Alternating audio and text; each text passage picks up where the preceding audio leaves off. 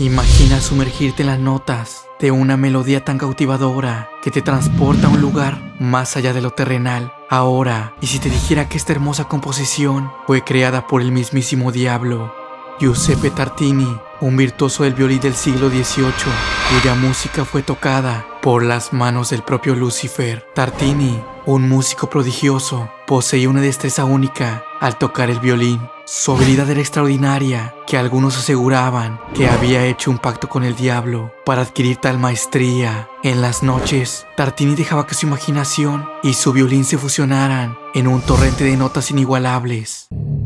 Una producción oficial de...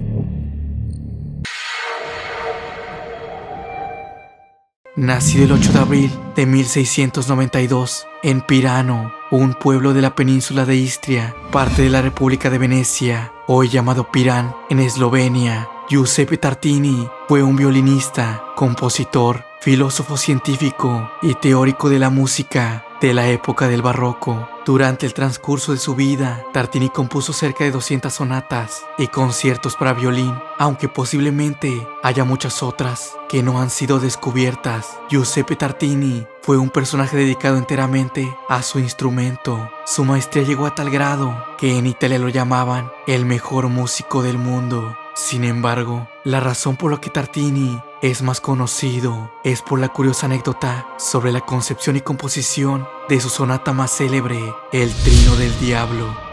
La historia existe gracias a una entrevista que Tartini le dio al astrónomo francés Jérôme Lalande unos años antes de su muerte, el 26 de febrero de 1770, el mismo año que se retiró como violinista. La historia fue publicada en su libro Voyage. Todo empezó con un sueño que tuvo Tartini. Una noche soñé que una figura macabra estaba cerca de mi cama. Era el diablo. Me sorprendí al verlo allí, pero su presencia no parecía amenazadora. Más bien, tenía una sonrisa siniestra, como si esperara algo. Fue en ese momento, sin decir una palabra, que decidí hacerle un trato. Después de hacer el pacto, mi nueva compañía infernal comenzó a anticipar cada uno de mis deseos. Decidí darle mi violín para ver qué podía hacer con él. Para mi sorpresa, ejecutó una sonata increíble. Cada nota parecía tener un poder sobrenatural, como si el diablo mismo estuviera tocando. Aunque obviamente ese pensamiento era un error, pues esa criatura no era un demonio cualquiera. Efectivamente, era aquel demonio que llamaban Satanás, Lucifer, el diablo. Me desperté jadeando, pero la melodía persistía en mi mente. Tomé mi violín, esperando recordar algo de lo que había escuchado en ese sueño, pero fue en vano. No había manera de que pudiera replicar aquella melodía. Sin embargo, a pesar de eso, ese día intenté hacer la mejor réplica de aquella melodía, y sin duda alguna fue mi más grande creación. Lo llamé la Sonata Trino del Diablo. Aunque era destacada, no se comparaba con la obra que el diablo me había mostrado. Así, la melodía resonaba en mi ser, recordando el precio que había pagado por desafiar lo desconocido. Cada nota llevaba consigo la pregunta: ¿cuánto estaba dispuesto a sacrificar por una música que desafiaba los límites del humano? El Trino del Diablo consta de 3 movimientos, en lugar de los 4 o 5 tradicionales.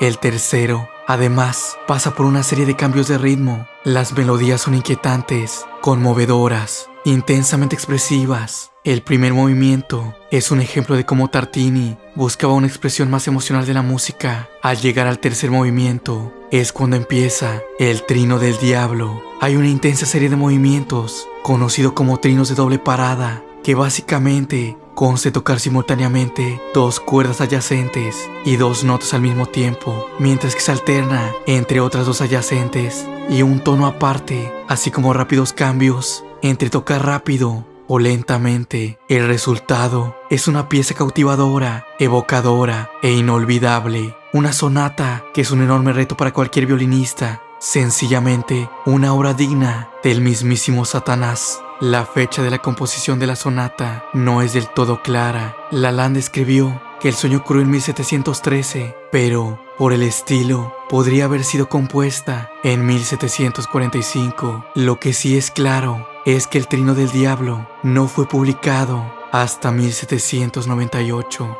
a casi 30 años de la muerte de Tartini. ¿Por qué tardó tanto en aparecer? Es probable que las partituras se hayan extraviado o guardado en algún lugar por muchos años antes de que dieran con ellas. Hace 250 años, el 26 de febrero de 1770, tras una gangrena que se desarrolló en un pie, murió en Padua aquel que al final de su carrera fue considerado el primer violín de Europa. La iglesia prohibió durante mucho tiempo esta canción, ya que estos tres tonos producen un sonido que evoca tensión, tenebrosidad y un aura espeluznante. Según los eclesiásticos, era una de las formas de invocar al diablo. Incluso había quienes decían que era la puerta que el residente al infierno usaba para entrar a nuestro mundo. El trino del diablo produce en aquellos que lo escuchan un poco de alegría que no deja de ser melancólica. Sube y baja, va y viene, como si de una experiencia psicodélica se tratara. Marea pero invita, sigue transformándose y llega a un tono mucho más dramático y sostenido, subiendo lentamente para bajar arrojando un sentimiento de sobriedad y salvación.